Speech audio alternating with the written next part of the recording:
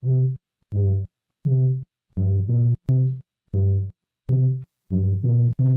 gabbing with Greenwood.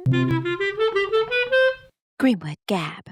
It's another episode of Greenwood Gab. Events Edition. Ooh. I'm Sarah Reynolds. And I'm Natalie Browning. We're going to talk about some exciting things coming up in the Greenwood Library universe. Yeah, we've got lots of events coming up, some that are just the library, some partnerships. So we're excited to talk about the fall semester. Here we go.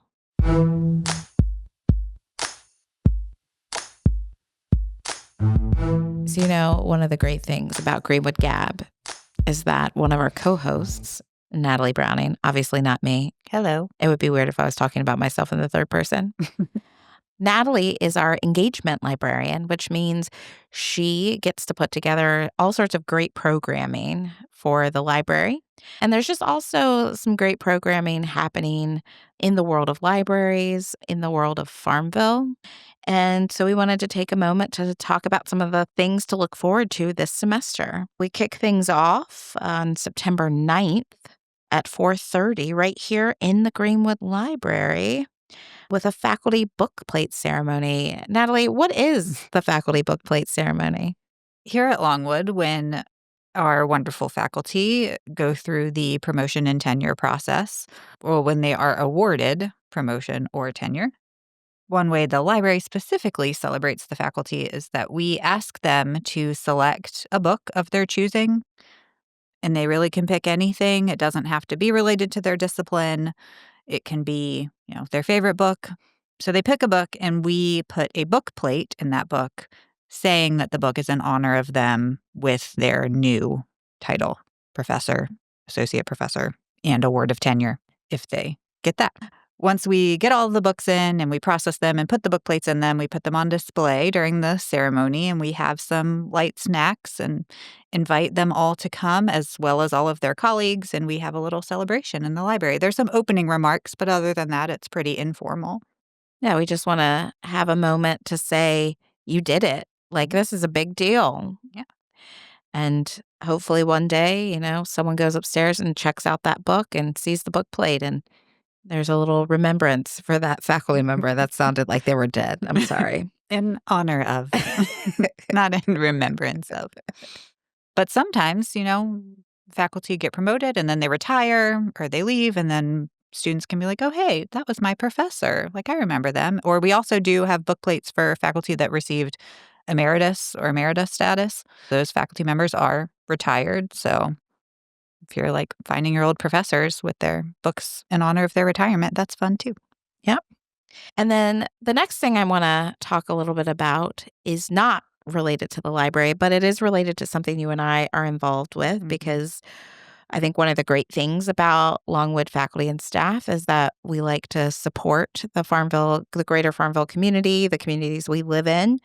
And so you and I serve on the Heart of Virginia board. You want to tell us a little bit about their big event coming up in September? The Heart of Virginia Festival is September 13th this year, 2025. And there are some great vendors that are going to be at the Heart of Virginia Festival this year. We've got some people that you might recognize, like we've got Longwood Athletics signed up. We've got the Moton Museum. We have crafters who, soaps, candles, jewelry, other fun products that people create. We've got community organizations you can learn more about. Don't want to name drop too many because I don't want to leave any out, but we've got lots of different people that you can talk to, people you can buy things from, lots of food. Yeah, lots of food trucks. So if you're a fan of like that fairground kind of food, like funnel cakes and deep fried things, you can get that at the Heart of Virginia Festival. And when can you show up at the Heart of Virginia Festival? 9 a.m. until 3 p.m. And we also have musical acts. There's entertainment, there's food, there's gifts, It's not too early to be thinking about holiday gift giving. It's also during Longwood's family weekend. So if your family is in town, bring them to the festival. Yeah. Meet the staff. We thought it would be fun for you guys to hear a little bit from the other library staff members that work here. You hear a lot from Natalie and I, but we wanted you to meet some other people. And today we're going to meet our newest member of the Greenwood Library staff team, Marley Smith, who just joined us this year. So now it's time to Meet the staff. Hi, I'm Marley. I'm the electronic resources assistant. I'm very new here. I've mainly been helping in serials and acquisitions at the moment. And a fun fact is I have two cats, and their names are Marnie and Wendy. Meet the staff. back to library events. The very end of September, the 30th, the very last day of the month, from 3:30 to 5. What's happening in the library? The banned books reading is happening in the library. So every year, to support the freedom to read, to celebrate the freedom to read, we do a public reading. We ask people to register to sign up to read a section of their favorite banned book. So they get to pick. We do ask that it's less than 5 minutes so we can accommodate as many readers as want to read. So we just have readers sign up. If you just want to come and watch, you don't have to sign up. You can just come hang out. It's in the library atrium. There will be popcorn at the banned books reading, so we can promise a little snack. Made by Well, yours truly. yeah, while we sit and read these sections of books that were banned for various reasons. I am partnering with the English department with a professor there who will be doing some engaging activities in between the readers. So there will be some opportunities for you to win prizes as well. Come for the popcorn, but stay for the chance to win things. There you go. And that ties into the American Library Association every year has a banned books week, right? Yes. And Banned Books Week this year is October 5th through 11th. So you'll notice the reading is not during Banned Books Week, but we did that on purpose because that week is during fall break. That's why we scheduled it the week before.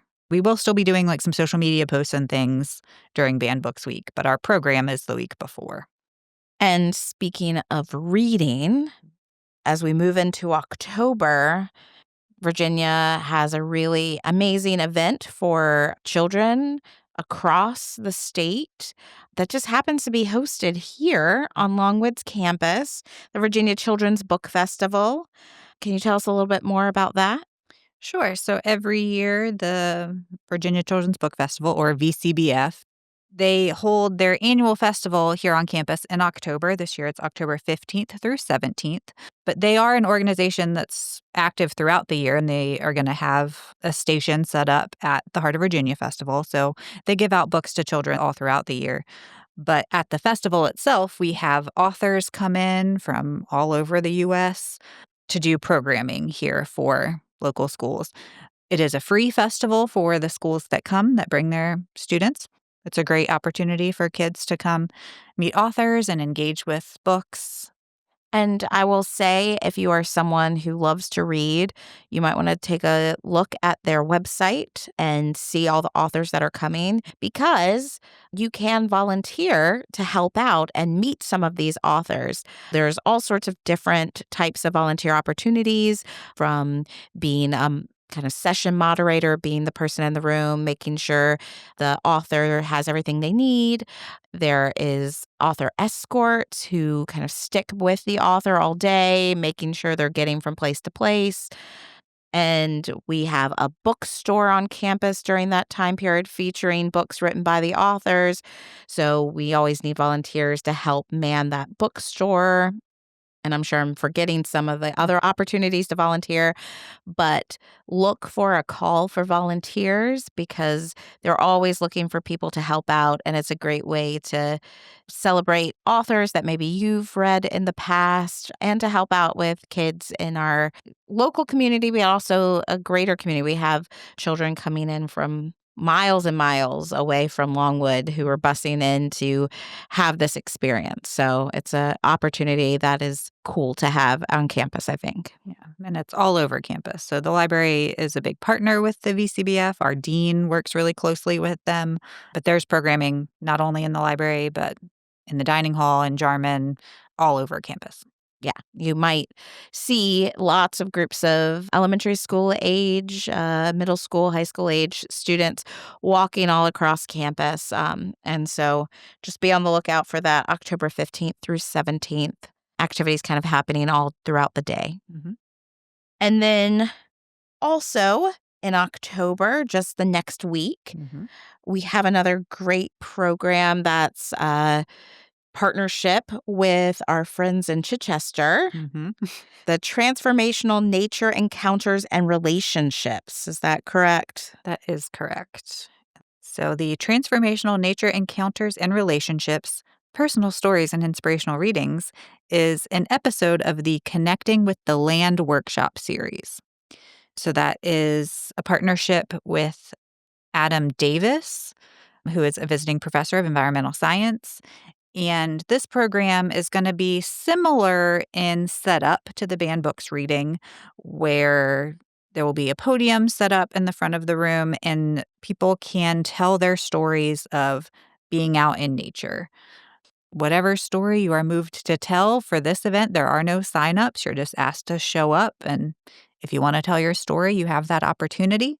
In between the stories, there will be some readings, but those will be run through Adam Davis so he can get a sense of, what passages are being read and who's signed up to read what. But it's mostly going to be those personal stories of nature encounters. Everyone is welcome.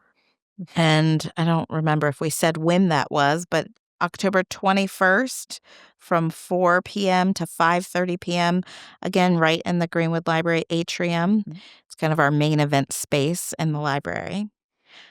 And as we move toward the end of the semester, it's kind of, we're here in August. It's hard to think about, it might be September by the time you hear this episode, but thinking about the future, December will be here before we know it, Gosh. which is why you should buy those Christmas gifts at the Heart of Virginia Festival. And also why you might want to hear a little bit about our annual or biannual, because it happens twice a year, right? Tradition. Semesterly. Yes. Each semester, we like to celebrate you guys in what we know is probably the most stressful time of your year. So it might be hard to think about exams right now as you're probably just picking your research topics for your classes. But during exam week, the library extends its hours because we know you just need a place to be. And we host our event that we have titled Pop Palooza. We used to do exam week events. I mean, we've pretty much always done exam week events, but they've always been titled different things. De-Stress for Success was the most recent iteration before Pop Palooza, but now it's called Pop Palooza, and it has been for the past 2 years, 3 years, 2 years, I 2 think. years. What is time? And it's called Pop Palooza because our main activity we do is have a popcorn bar in the front of the library. You can't miss it as soon as you walk in the door. There will be popcorn. We'll advertise once we get closer to that happening, what days the popcorn will be because it's not all the time. It's usually the Friday before exams and then 2 days during exam week. So we have the popcorn bar. We pop popcorn for you. We have toppings. M&Ms are always a fan favorite to add to their popcorn. We have Skittles, different seasonings. Yeah, sweet seasonings, cheesy seasonings, savory seasonings. Or if you're just a popcorn purist, I mean, it comes with butter on it, but Yeah.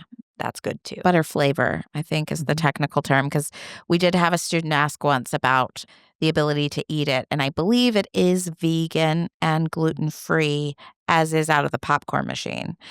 The toppings and things might have other rules, but I believe as it comes out of the popcorn machine, it is vegan, so butter flavor, not actual butter. So popcorn, sometimes we have pop-up other foods depending on the semester. Depending on the weather, we might blow some bubbles outside because I don't know about you, but bubbles bring joy. Yeah. And sometimes we have blow pops. We like to play on a theme. Mhm. So we brainstorm every year to come up with some popping things. And so you definitely will get popcorn and some other stuff. Yeah. So just a little bit for you to kind of take your mind off of studying for a few minutes. A little encouragement, a little reprieve.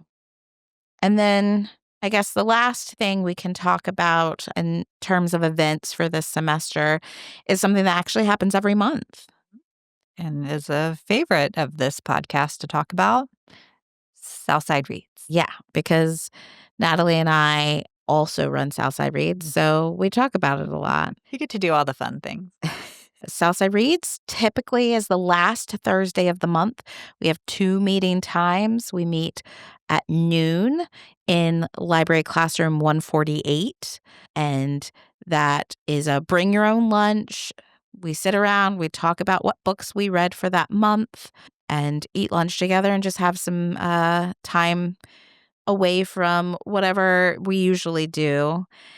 And then we also have an evening meeting. Sometimes we meet here in the library.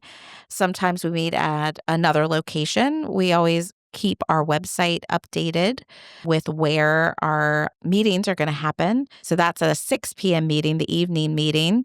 You can find our website linked off of the library's website under the quick links on the homepage. We also have a Facebook group. We post about Southside Reads on our Instagram account. So feel free to kind of connect with us however works best for you. Always love to see new faces at our meetings, get feedback on our themes and what you're reading through our social media channels. Depending on when this comes out, you might have a chance to vote on the themes. The themes are always voted on by the larger community. So whenever this comes out, if you get a chance to do that. Still Yeah. working on timelines. So like I said, it's usually the last Thursday of the month. Sometimes, the last Thursday of November is Thanksgiving. And I think we all have other things to do on Thanksgiving, even though reading is fundamental and important. Also, Thanksgiving is a time to do other things.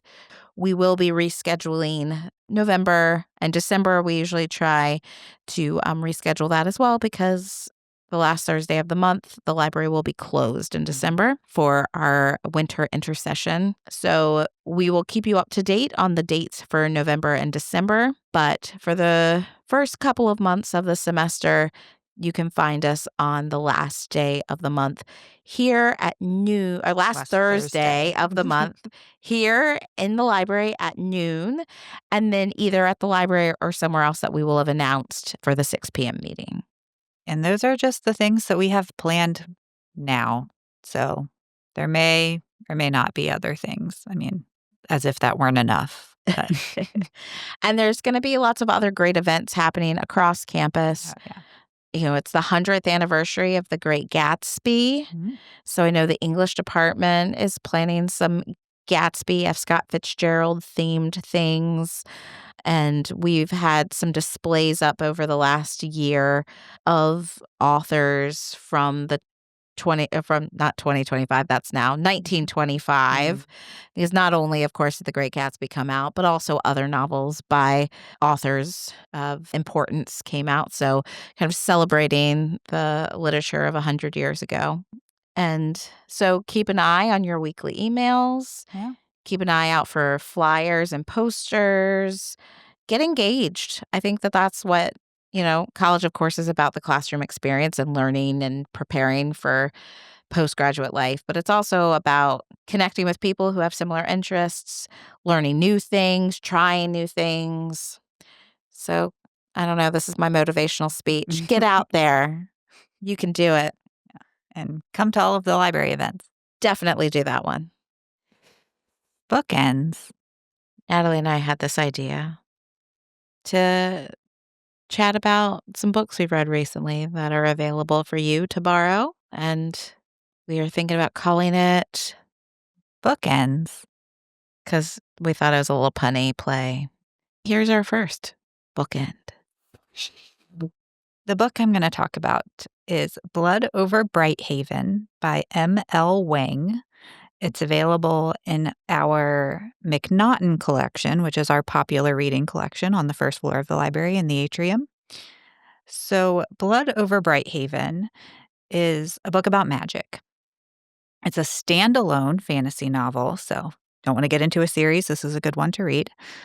It's a book about a magic system that is run via typewriter. So there's a typewriter on the cover of the book. It's not called a typewriter, but it's basically like a spellcaster. So you type in the spell that you want to cast and it does it for you. So the gist of the story is the main character, Siona, wants to get into what's called the high magistry. So she wants to be a high mage of magic, but women usually aren't in that position. It's all men. But she wants to be a high mage. So it starts with her doing all of the trials to do that. And she gets in, of course, because then what else would the book be? And she is supposed to be assigned an assistant, but is like a dig to her because, of course, all of the other men aren't happy that she's a woman within their system. They assign her a guy that was basically a janitor as her assistant, but it turns out he's actually this nomadic hunter from this other land that, kind of immigrated to where they are and like could only get a job as a janitor, but really he's smart and knows stuff. So it's like not that bad that he's her assistant. So really it's just the two of them working together, trying to figure out this magic system, and they figure out where the magic is coming from, which I guess is all I'll say about that to avoid spoilers. So then once they find out like how their magic system actually works, then they have to fight to make things right, basically. Out of 5, what score would you give it? I gave it 5 out of 5. Oh, very good. Well, so a book I read recently is available through our Libby app, which is an audiobook app that you can download onto your phone. Libby, Libby. And once you downloaded it, you log in with your Longwood University credentials, so your LancerNet ID and password, so they know that you are affiliated with Longwood. And then you can access all of the audiobooks that we have through that app. You can stream them while you're driving around, while you're doing your dishes, however you like to listen to audiobooks. The one I read was called The Queens of Crime by Marie Benedict. When mystery writer Dorothy Sayers founds the Detection Club, she wants to celebrate all of the great writers in her genre, male and female. But when her male counterparts seem unwilling to allow more than Sayers and Agatha Christie to join, Dorothy develops a plan to prove their worth. She and 4 other female writers will solve a real-life case. She enlists the queens of crime. So in addition to Dorothy Sayers and Agatha Christie, she also enlists Nio Marsh, Marjorie Allingham, and Baroness Emma Orksey. And they want to discover who murdered the young nurse May Daniels, an English woman who has been found murdered in France. As they begin their investigation, the writers discover clues overlooked by male detectives and journalists, and they soon realize they may be the only ones willing and able to find the truth. And it was a fun, quick listen, but the mystery was a little simple for me. I found myself annoyed sometimes by some clues that the author included for the reader to kind of figure out what's happening, but you're like, these brilliant women should have also picked up on this clue. And I think it works better as historical fiction than as a mystery. The historical fiction aspects were really great.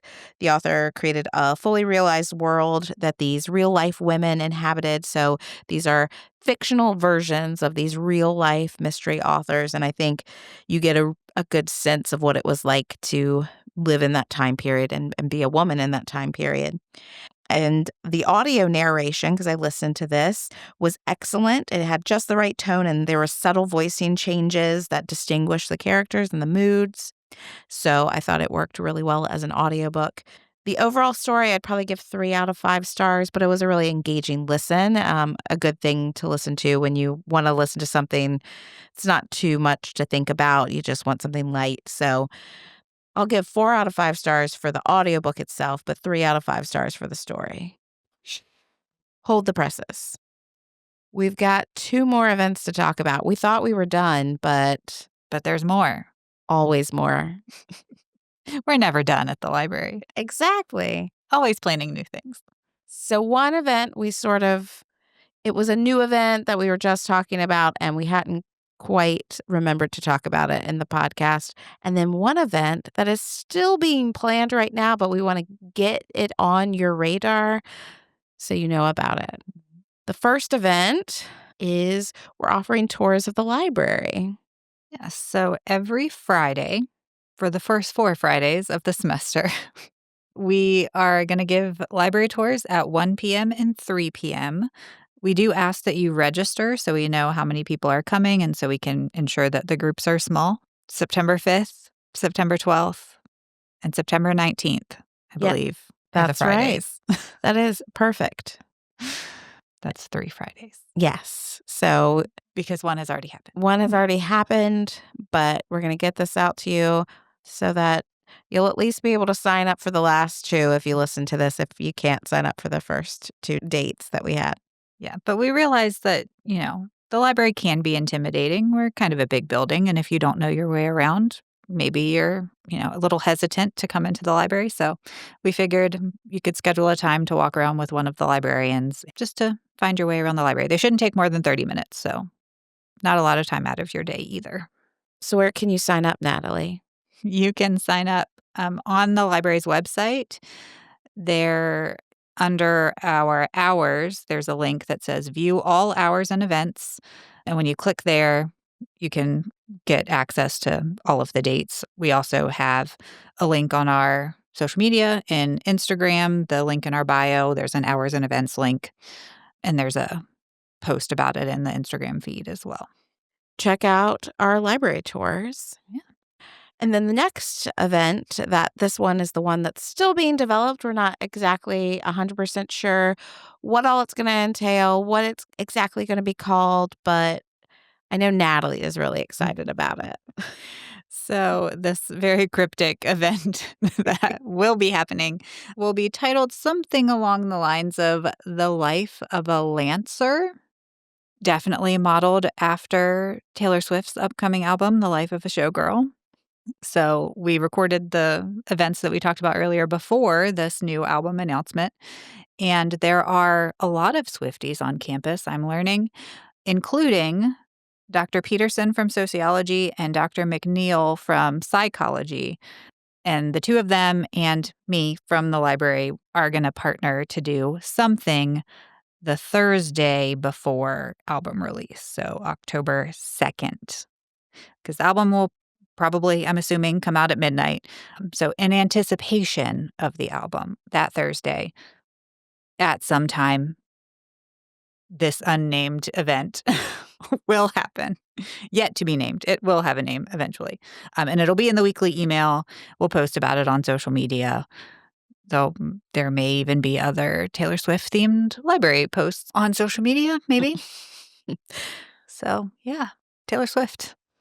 When the librarian in charge of your marketing and outreach is a Swiftie, Taylor Swift has got to be involved especially at this epic juncture of her life. Mm-hmm. She's getting married. She's got a new album of 12 bangers, I think was the exact quote from her now fiance. Mm-hmm. And, very meta because she announced it on a podcast. And now we're talking about our event on a podcast. There you go. We're meant just to be like Taylor Swift, guys. Yes. Taylor Swift herself has been on Longwood's campus. Mm-hmm. For those Swifties who are new around here and don't know, Taylor Swift performed back in the day at Spring Weekend, I believe. I think so. The best of our future stars that have graced our campus.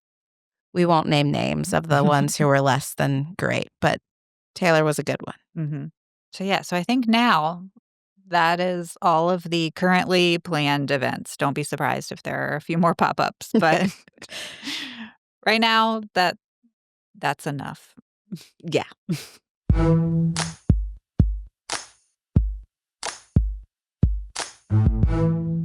And I guess at this point, it might be time to just say, have a great.